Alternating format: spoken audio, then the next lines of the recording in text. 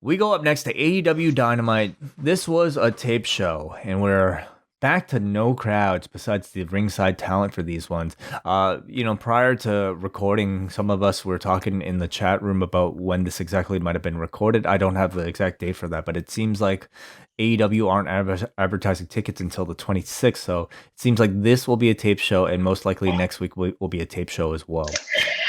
That was my understanding, that they did a whole bunch of tape shows around the weekend of Double or Nothing. So like that, and I don't know, and that includes Dark, it includes Elevation, it includes episodes of Dynamite. So there was just a whole slew of taping done. Our first match, Matt Hardy comes out with TH2. He says Christian has been jealous of him for years because of how much more money he's made. And he says his associate Angelico will use his wisdom to end Christian's career tonight so that he will not be able to financially recover from this. These two had, I thought, a pretty good match here where Angelico dominated Christian largely with his grappling, working over his arm. Christian comes back with a reverse DDT from the second rope, diving headbutt, and then both men rock heads as Christian lands a European uppercut, and then the kill switch before making eye contact with Matt Hardy before hitting it for the win. What'd you think of the match? I liked it, and I continue to be pleasantly surprised at how well Christian is able to adapt to the different styles of the people he's facing. He's had a few, like against Frankie Kazarian, against, I'm forgetting what, but anyway, against Angelico tonight. Very different type of wrestler than what he's faced before. And I thought that he looked really good. I thought he was selling the arm really well. Obviously selling it a lot. I'm a little unsure of having a Christian versus Matt Hardy feud. I don't excited for that match more because of the limitations that Matt has than anything that I've seen from Christian. But yeah, he looks like he's in really good shape. He's consistently entertaining, and if the idea that he's coming in to work hard and gradually rise up in the rankings, then I think he's doing a good job of that. I imagine the ultimate destination for Christian in this run is a match with Kenny Omega, which might be sooner than later. And I suppose going through Matt Hardy's stable will be his way of doing that. On top of it all, I really do feel like Christian's role in this company is to help the younger talent with his style of experience. And in the case of, maybe a match like this against Angelico, you can see this was a very reserved match for that you don't typically see in an opening match spot in AEW other than the Christian matches. Very, much slower, but not at all boring, I thought. He got Angelico to really get the most out of everything that he was able to do, incorporating a lot more psychology into a match like this. It was a match that kept my interest, and I feel like that is ultimately what Christian is here to do in AEW, is to kind of give some of that wisdom to other people. After the match, Matt Hardy and Jack Evans attack with a twist of fate. Matt Hardy tries to go for his new submission called the Leech, but Jungle Boy makes the save. So you can look forward to maybe that tag match coming up soon. We have some announcements of AEW's first shows on the road, and all of them, at least to start, will be branded. They start off July 7th with a live edition of Dynamite in Miami called AEW Road Rager. That is followed up the week after with Fyter Fest Night 1 in Cedar Park, Texas. Fyter Fest Night 2 takes place the week after that in Garland, Texas. And then Fight for the Fallen July 28th in Charlotte, North Carolina. What do you think about the strategy of naming everything? I think it's too many at once. I think you can have these sort of named specials, as both AEW and NXT have done before, but this is just, okay, well, if you're going to name every single one, then that completely loses the effect, and it doesn't feel special. It's just every single week has a subtitle. I do personally prefer them being able to spread them all out, because I think, having some time to be able to build up to the big matches that you want to have on all of these things is good, and you don't want to like. Yeah, obviously, there are tiers to, like a big pay-per-view versus a big, Fight for the Fallen type of show versus your typical edition of Dynamite. And Mhm. I don't think you want to be watering down, Fighter Fest to the level of like just being a setup show for Fight for the Fallen or anything like that. Yeah. Nonetheless, I think they want to throw as many gimmicks on as possible to, make sure ticket sales are strong for these Yeah, opening shows. I get that. It's just I suspect people will see through it. It's like, okay, we're going to see Dynamite. It could be too much Maybe too with the soon. fighter, yeah, maybe with the Fighter Fest week 1, week 2, but yeah, and we shall see. We shall see. And AEW is also going to be coming back from a week, an entire month of preemptions, being on Saturday. So they're going to perhaps need a whole lot more to kind of lift them back up into a bit of a routine for their audience That is true. Yeah. to remember to watch every Wednesday. So that might have something to do with it as well.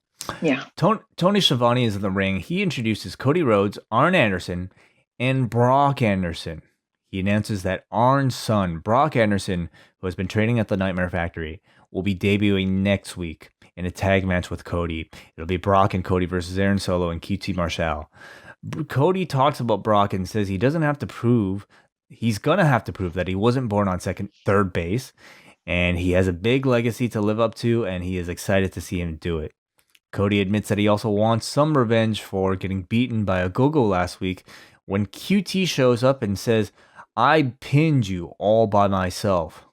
QT is sick of the continued optimism here and challenges Cody to a South Beach strap match at Road Rager, which is their first live edition of Dynamite their first on the road edition of Dynamite on July 7th. As they take their belts off, QT whips Arn. Brock takes him down and delivers some ground and pound, and we have a big pull apart. I think I heard a collective thud when the name Brock came out of Tony Schiavone's mouth. I think it's just everyone on the internet is just like passing out collectively. That would have been the second Brock reference tonight because on Ding Dong Hello they mistakenly put up the Brock Lesnar. Bailey became Brock. Brock has never looked so good. But yeah, that was. I think the feeling of my heart and my throat. They're like, oh God. What if Brock is Arn Anderson's son, Brock Lesnar? Yeah, do we know that he's not? Yeah, we don't. No. I mean, look, Brock Anderson. There's no doubt that Brock Anderson is Arn Anderson's son. It looked like he's been cloned. Yeah, I thought QT did well in this one. Like it was his promos have been a little bit meandering. Other than one that he did, which was only sent out through social media. It was only available on YouTube, I think, which was early on. The therapist one? Yeah. It was early. I mean, I just think of it as like the Sopranos promo because it did have that kind of vibe to it. Mm-hmm. But this one I thought was better than what we've seen on TV. I'm not that into seeing QT and Cody again. I think that I'd rather see other people in the stables built up. And I thought that they did a good job of that with Anthony Gogo. Unfortunately, that's stalled out a bit because he didn't win against Cody. And I think Aaron Solo and Nick Comoroto, it energy feels a little scattered. So I'm reserving judgment on this one. I did think that Cody's little rib about, that I got beaten by Anthony Gogo, it reminded me of Roman's like, oh, I called you Jimmy and you're Jay. Oh, that's funny. Like this sort of nasty cut that's said with a bit of a smile. Up next, we have Eddie Kingston and PAC and Penta taking on the Young Bucks and Brandon Cutler. They do show us a bit of a small insert promo here with Eddie Kingston explaining again that the enemy of my enemy is my friend for his reasoning for teaming with the Death Triangle. What they also did here was having PAC say absolutely nothing to Kingston, just glaring at him. And of course, this is all coming off of the story from last year, I believe, where Kingston used to manage Penta, but eventually turned on him as Penta went on instead to join PAC. So Mhm. I at least appreciate the time that they took here to acknowledge that backstory, even though I Mhm. can't really say it's a backstory that I think, is immediately at the tops of everybody's minds. Like in the WWE, I feel like they would have just glossed over this entirely, but here, like staying faithful to whatever they had to set up.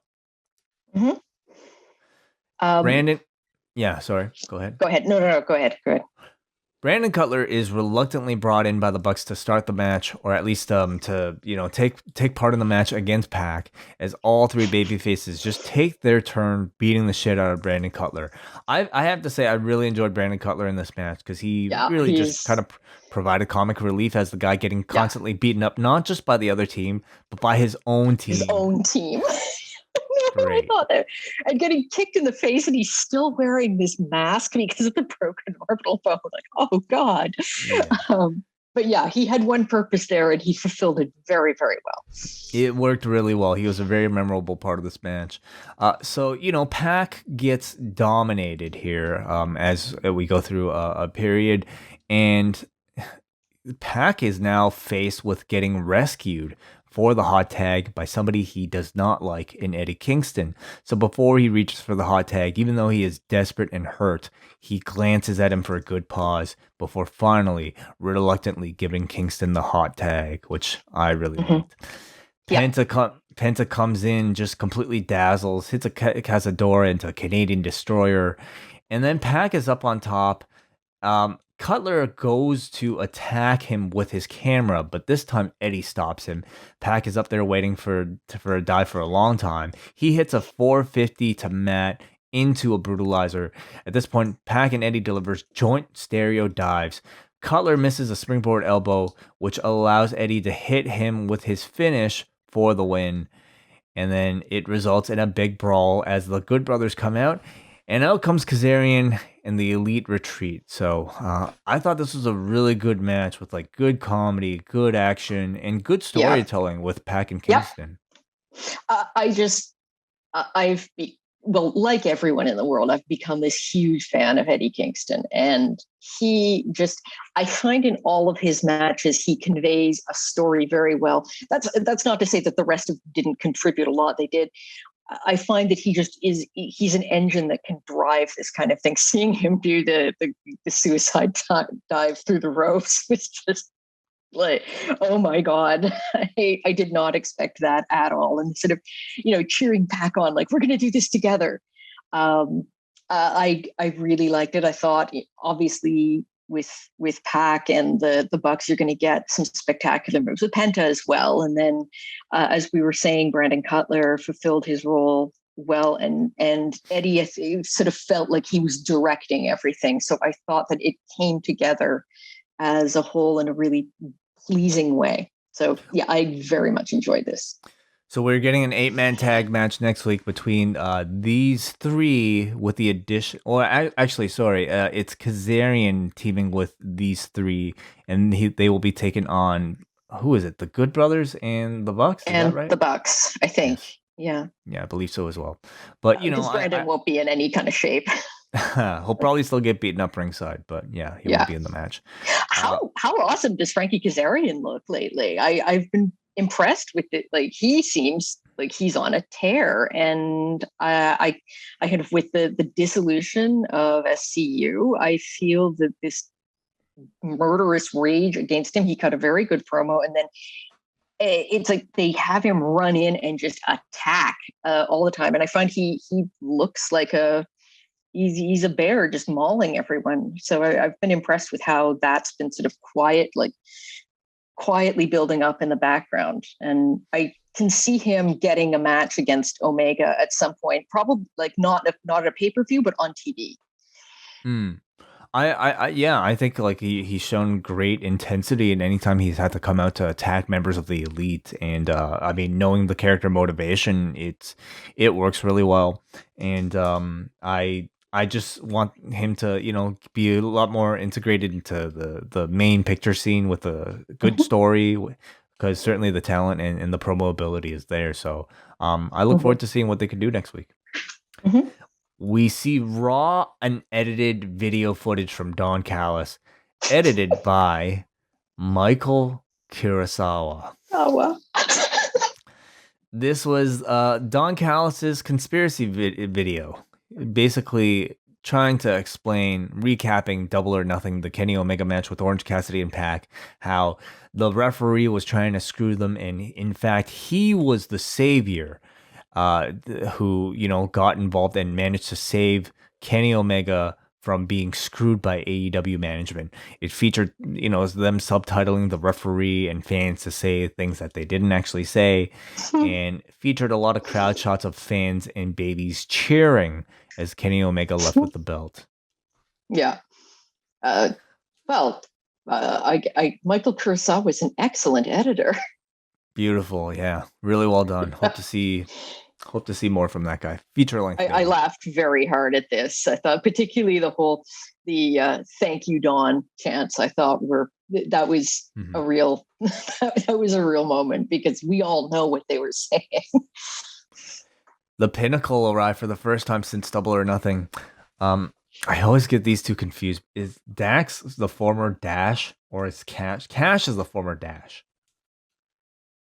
Yeah. See, the thing is, I didn't have them straight when they were the Revival. So Scott Dawson. Yeah, which one is Scott? Yeah, Cash was Dash. Cash was Dawson Dash. Was the mustache. So he's Dax Harwood. These two couldn't have picked more confusing names to go by in AEW. Because when I think of Dax, I think of Dash. Yeah. Meanwhile, I think his idea was Cash to Dash. But Dash is just, it feels like it's a combination of Dax and Cash. So I still don't know who you two are. Yeah. I think in a way that works in their favor, because they're not distinguished as characters freely. So there's something almost interchangeable about them. And that was true when they were the Revival too. But yes, when you're having to review a show and refer to which one of them is speaking, it does get a little tricky. So Dax says Double or Nothing didn't go their way, but that's okay. He cuts a promo on Proud and Powerful, and Dax says he has a family to feed, and it's why he tried to end their careers. Cash says, well, I don't have a family to feed, so I don't give a shit. I have nothing to lose. And he says that Proud and Powerful are happy being a footnote, so they accept their challenge. We're going to get that match at some point. Spears cuts a promo on Sammy, calls him a glorified indie wrestler and not a professional like them. Then up next is Wardlow, who talks directly to Jake Hager. He says Hager is obsessed with him because he knows he brings the best out of him. Says Hager invites him to his comfort zone in an MMA match because he knows that he can never beat him in the ring. But Wardlow doesn't care what sport, where this match is. Hager will always be in Wardlow's world as long as he is standing in the ring next to him. I thought a really strong promo from Wardlow here. Yeah, so that match is next week. I think, yeah. Mm-hmm. No, I agree. He was very good. They were all good, but he obviously he went last. The emphasis was on him, and I thought he delivered. MJF speaks next, and he is tired of having to prove things to anybody when he's already the best. He talks about a past encounter with Chris Jericho when he was younger, his idol. He says tagging and working with Jericho should have been a dream come true, but it wasn't. And he realized this because he had been idolizing a false god who is not even remotely on MJF's level. MJF says he has nothing to prove anymore and denies Jericho's match request. Instead, he talks about Sammy, calls him a chicken shit for letting Jericho speak for him, and says he has the same speaking skills as Helen Keller. Ouch. So we are presumably getting that match at some point because right now Chris Jericho appears on screen. He's outside with Floyd and the Inner Circle. They destroyed the Pinnacle's limo. Hager drives a forklift, stabbing it straight into the limo and lifting it up. Jericho tells Max to call an Uber while Sammy accepts Max's challenge as they drive away in a forklift. This felt very much like from the Attitude Era playbook, whether it was DX or Austin versus the Corporation, some vehicular destruction. And you know what? I thought it worked. What do you think, Kate? I did too. I think that really what must be mentioned here is that when I think it was Ortiz who was spray painting the side of the limo, he spray painted El Barto. Mm-hmm. So squeezing a Simpsons reference into the middle of this, I tip my hat. I love that, and I think it's an excellent little Easter egg for people. I enjoyed this. I kind of was comparing it to what the Miz and John Morrison did to Bad Bunny's car. And look, of course, they're not going to destroy a Maserati, but sorry, it wasn't a Maserati anyway. Bugatti. It was. It was so different. Like just seeing this car completely destroyed was there is something just very cathartic about watching destruction, and I enjoyed it. The forklift lifting up was pretty good. Yeah, it worked out a lot better than I mean, at one point I got nervous that like the limo was gonna tip the forklift over, but it worked out. Yeah, So who knew that physics was on the forklift side? mhm. Darby and Sting respond to Page and Sky's challenge. And if you remember, Page and Sky wanted Darby to pick a new partner to face them. Darby says he's not going to replace Sting and instead wants it to be a handicap match. So he tells Dad to stay home. He says Sting got the win at Double or Nothing and he needs to prove it to them that Darby can do it alone. Sting says, you're not who you are because of me. You know, you are Darby Allin. You're already the TNT champion. But Darby says, stay at home, Dad, please. Just this one time. Sting says, if that's what you want, then you got it, son. I'm not going to be there. So, yeah. I liked this, and I thought that what Darby was saying, it rang true to me that this is a guy who's done his whole career being this like completely solitary, independent guy, and that you believe that it's somehow, Ethan Page got in his head about this, and he's feeling it. I'm curious to see. I suspect that maybe Sting's not going to be able to stay out of things next week, and that this is going to cause some tension between he and Darby. I see him maybe running in to rescue him, or maybe getting someone else recruiting someone else to go in and rescue him. Very possible. Either that or it ends up with Darby Allin getting, tossed in a body bag by Ethan Page, perhaps. So, I'm kind of assuming that that's basically where it's going. Like if I imagine that Darby will be dead again by the end of next week. He usually is. The Dark Order and Brody Lee are shown in a video package highlighting Evil Uno's TNT title challenge. Uno talks about Brody and how he has been he was one of his best friends and knew him for over 15 years. Uno says he would be happy for anybody in the Dark Order to win the TNT title, but selfishly, he wants it to be him to validate his very long career, and he wants to make Brody proud of him. I thought this was a really good video, and I almost wish they had a bit more time to build to this because I think it would have made Miro's promo last week flow a lot better if it aired afterwards. But gave you some great emotional attachment ahead of this match. The two of them also did sort of back and forth, like they each did a promo that they just put on social media. Both of them, like if people haven't seen them, I know the match is over now, but if you haven't seen them, they're both fantastic. And it really gives a sense of just how good both of these guys are with no production around them. Interesting. Yeah, I mean, like even a guy like Evil Uno, who nobody really thinks about, in terms of a promo, like can do something this good. So up and down the card, just a very talented roster. So in the match itself, right afterwards, we have Evil Uno versus Miro for the TNT title. And Uno largely plays the underdog here as Miro totally dominates him through a commercial break. Stu Grayson and Alan Angels both come out to cheer him on, but Miro just ends up destroying Grayson, chasing Angels to the back. A turnbuckle is pulled off by Miro out of frustration. And at this point, Uno comes back, delivers a Brody-style big boot and a senton bomb for 2. Angels then comes back from the ramp, this time with the entire Dark Order, including -1, the son of Brody Lee here, to cheer Evil Uno on. Great atmosphere atmosphere here for the final parts of the match. Miro is sent into the exposed turnbuckle for a big near fall. Uno comes in with Brody Lee's discus lariat, which Miro no sells, hitting a clothesline of his own before locking in the game over for the victory. What did you think of the match? My favorite of the night. I thought it didn't have the spectacular elements of the 6-man tag, but this is the one where I was talking about the power of emotional investment. When hearing Uno's promo just before, and like I said, it was a very quick build. Well, as you said, it was a very quick build up and maybe deserved a bit more. But when the Dark Order came out and when -1 is standing there, it just dangles this shred of hope that are they really going to have the Uno lose in front of Brody's kid? And as a matter of fact, although it's all been on Dark and Elevation, no Dark Order member has ever lost a match when -1 was present. This is the first time.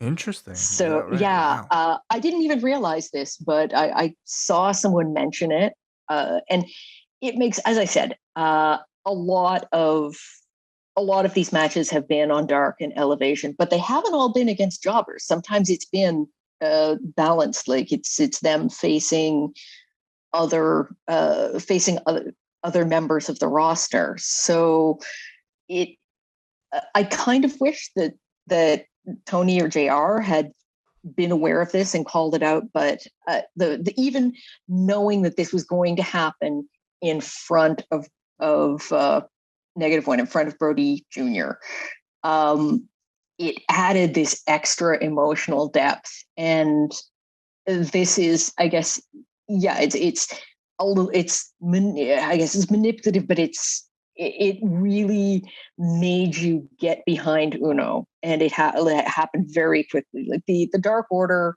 they're good guys now, and because of the story with Brody, and Uno was always the first guy. He was Brody's second in command, so you get this. You get the connection there. And yeah, so for that reason, I thought it was a very well executed match. I thought that Miro looked like a monster, but at the same time, Uno was able to get offense in. And yeah, so my favorite. I thought it did a whole lot for Miro to be able to go up against a babyface, group that was this strong and playing sort of like this unbeatable monster that just felt like impossible to defeat. It really helped him. It really helped the Evil Uno and Dark Order overall. Just even in a losing effort, it just kind of makes you ultimately want to see somebody in the Dark Order win the TNT title, whether it be from Miro or from whoever. And the moment that they do end up winning it, I mean, you would hope maybe a John Silver or something like that, like Yeah. you, or maybe even Silver, I a think, would be 10. Yeah. Silver, I think, would be the very popular. Just the one I'd personally want to see is Stu Grayson.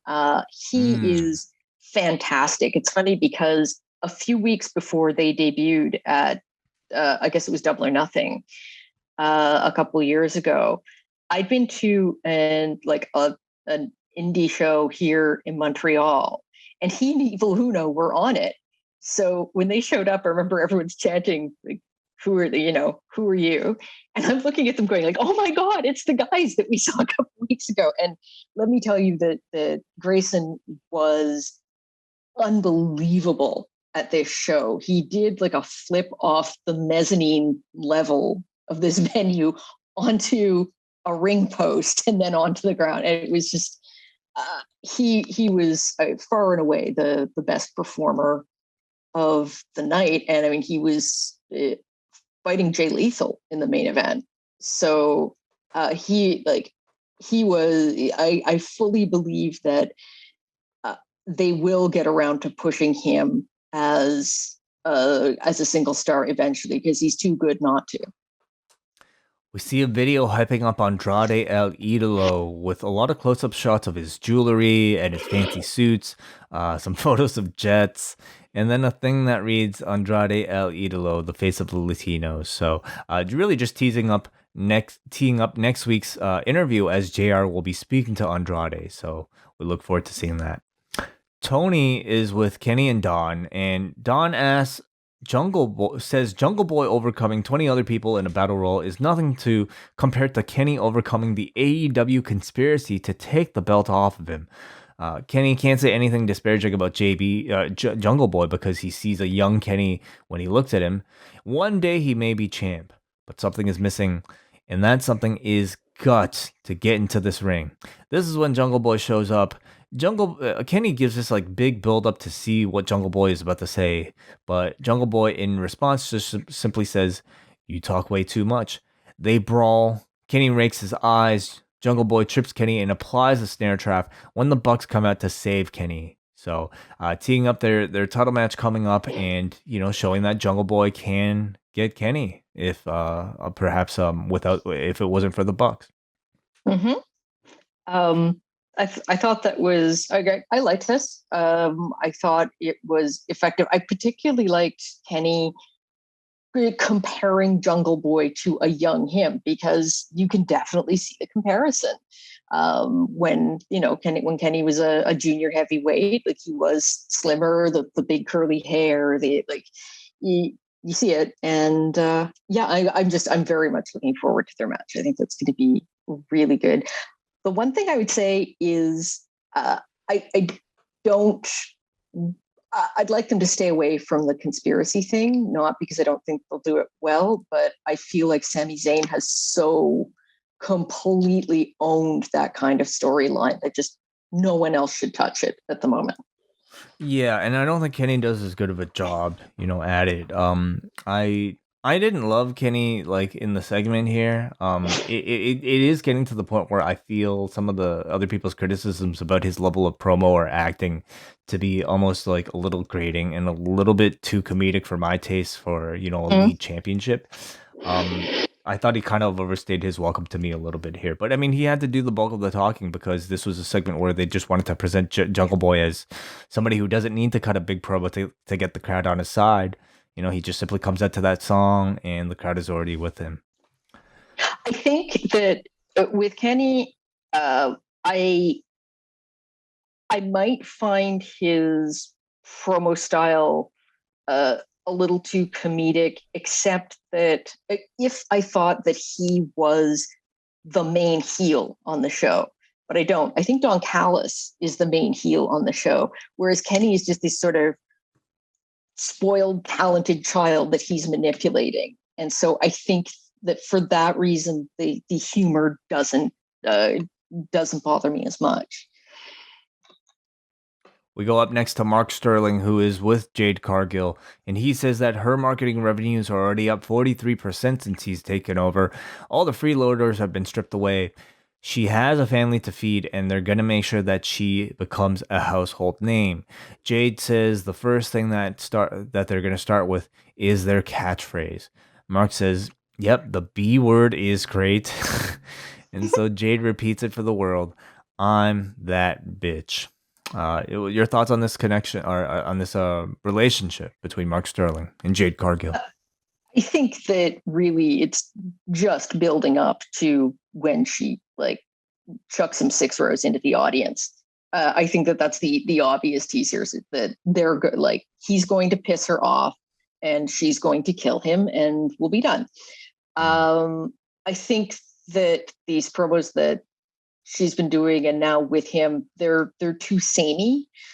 I think they kind of need to move on and have her featured in the ring more. I don't want her near the title yet. So I think they have to be a little, I understand they have to be a little cautious with the matches just to sort of prevent her from moving up the rankings in a way.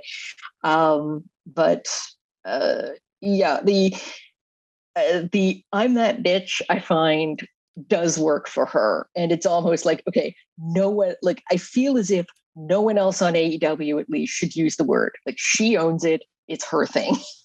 That's what Mark Sterling should really be doing, putting a trademark Mhm. on the use of the word bitch, Yeah, because I yeah. totally agree. We have Sky and Page here who basically, tell Darby how stupid he is for booking himself in a handicap match. Page says it's only up from here for the men of the year. So reminding us that is, I guess, unofficially the name of the tag team. Lance Archer versus Chandler Hawkins, and this is just a squash match where Archer destroys this poor guy in about 60 seconds, hits the blackout, immediately runs back to the back.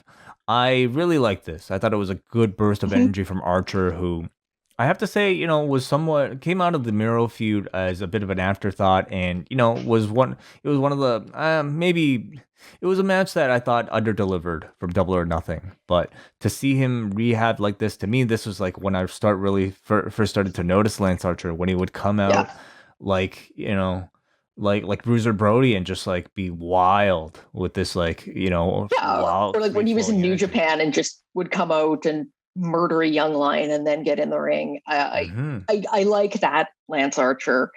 Um, I think I keep getting the feeling that they don't exactly know where to put him because they know he's at least upper mid card and maybe more, but like he's never who they want to put a title on. So if that's the case, then sort of like Jade Cargill, find a way to keep him away from titles. Mm. I like somehow you when you've got this really strong kind of monster character, it's good not to have them invested in capturing gold right away so that they can just run around and be monsters on their own time. And he does it really well. We get a promo from the Wingmen who are talking about Orange Cassidy. They tell him to either rearrange his wardrobe or Cesar Bononi threatens he can rearrange his face. And that is the match that we're going to get next week, Cesar Bononi versus Orange Cassidy. Layla Hirsch versus Nyla Rose. This, of course, comes after Nyla disrupted Baker's celebration last week. Nyla catches a Tope Suicida and dominates Layla Hirsch, focusing on the arm. Layla fights from beneath through the commercial, but then she comes back, hits a German, a great moonsault press for a near fall. As Layla Hirsch goes for a Rana, Nyla instead catches her and delivers an avalanche powerbomb for the win. A lot of length given to this match, and I thought a good match between these two Mm-hmm. women. I thought, it definitely it reinforced this idea that Layla is this sort of determined, tough character.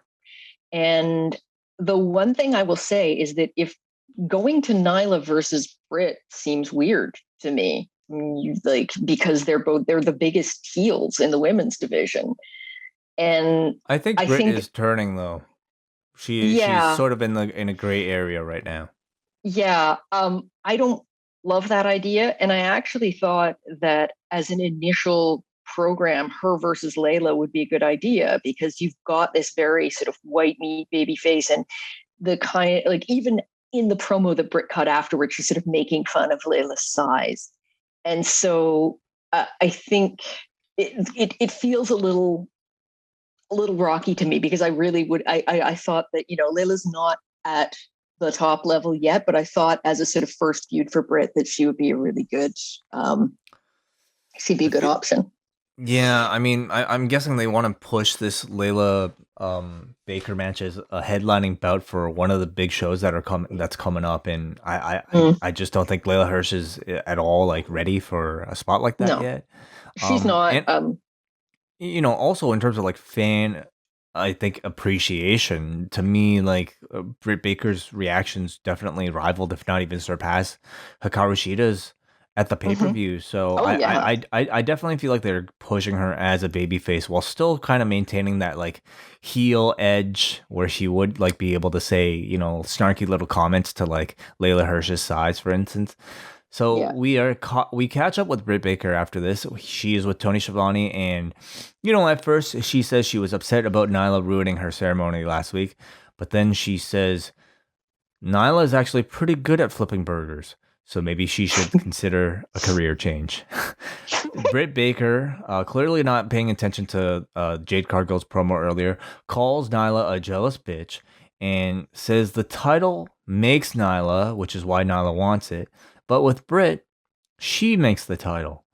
So great little promo, I thought, from Britt Baker. Some really good lines here. And, again, not a full babyface at the moment, but you really can't help but cheer for her when you see her in segments. And I think that's obviously, you saw it at Double or Nothing, and I think you'll see it when crowds get back. They love the character.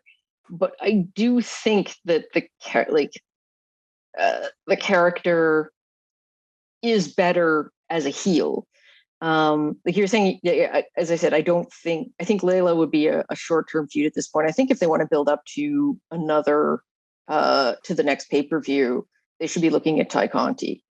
And because I think that she is a babyface who's gotten very, very popular right now. And so if they were going to do that, I don't think they're going to do the match with Thunder Rosa anytime soon. Like, not until Thunder Rosa is officially signed, and not until Britt has had a good long run with the title. And then maybe by that point, Britt is the babyface and Thunder Rosa is the heel, because I think that they could do that flip fairly easily.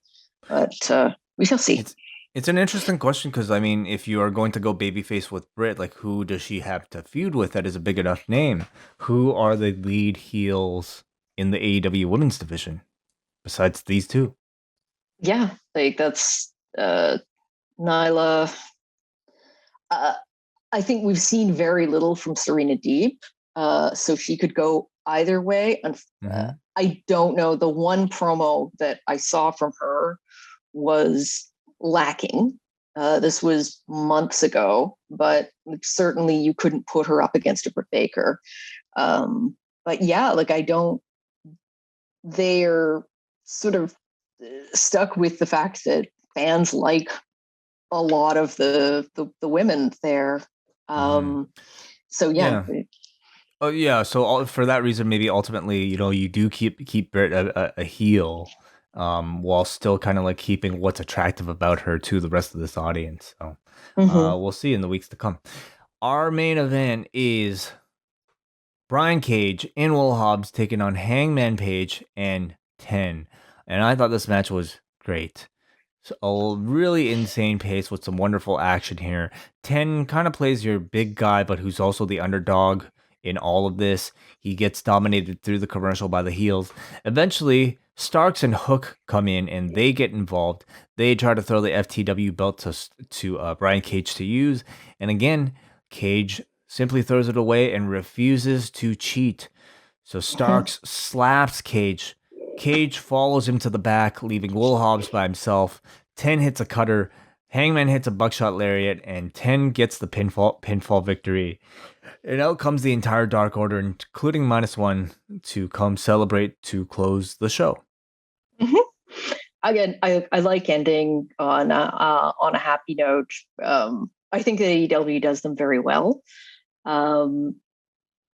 There were a few moments where I thought it was kind of rough in this match. In particular, I thought with 10, there were a couple of times where it's just like there was a kick that he went to with Cage and it did not come close to connecting. Cage still sold it, which is always something that I'm iffy on. And then there was another time where he hit a Rana on him, and again, Cage sold it like crazy, but it did not land. So, but other than that, I thought that it was really good. Like you said, really fast paced. Hangman Page just continues to be like, even when he's not the center of the story, he is such a great wrestler and such a great character to build a match around. I feel like, he's been turned down just a little bit, which is fine.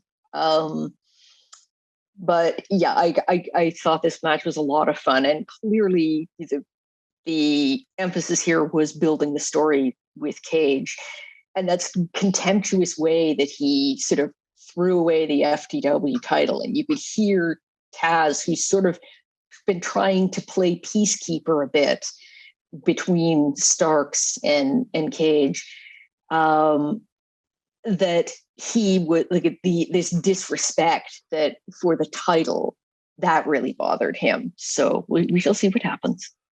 Man, I'm certainly ready for them to start this cage turn, but the slow build has been pretty good, and by the time they finally get to it, I'll definitely be interested. I think that So the slow build has been slowed down by the injury to Starks. I think true. that they were probably ready to go ahead with this beforehand, but that's where the tension's going to come from. What did you think of tonight's Dynamite? Um, very solid. I thought definitely an improvement over the last 2 weeks. I thought that the go home show for Double or Nothing was it was really not at their level in ring. I thought last week they had some really good performances.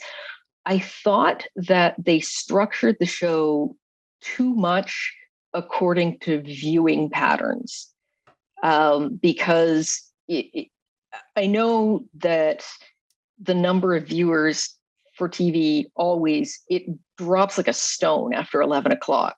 So last week I found they tried to cram everything into that first hour, and then the second hour sort of kind of meandered along again, was not up to their what I would. They have a very high standard, and so I didn't think it was as good as I've come to expect from them. I still did think it was a very good show. This week I thought was much strong. Was stronger. Like, this is what I really expect from them. As I said, I thought that they had a bunch of good matches that were all good in different ways, and that is something that I really appreciate. Where it's you can get as much in ring as they fit into a 2 hour show. It's never the same kind of in ring, so it doesn't start to feel stale. I agree. I thought this was probably the strongest AEW Dynamite in a couple weeks now, and some really solid matches, and I think a real good sense of direction of what's to come in the weeks ahead. So hopefully that continues in next week.